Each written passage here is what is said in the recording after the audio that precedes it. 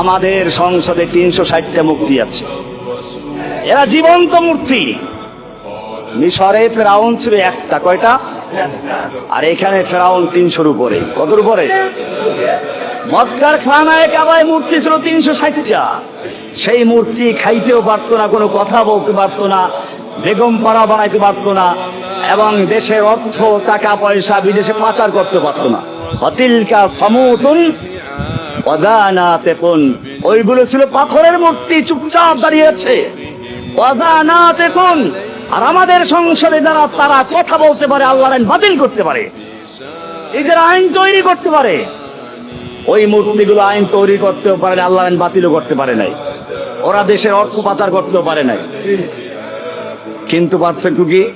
যে এইগুলো ছিল মূর্তি, যেগুলো হলো চুপচাপ পাথরের মূর্তি, চুপচাপ দাঁড়িয়ে থাকে, খামোশ দাঁড়িয়ে থাকে, আর এইগুলো কথা বলে।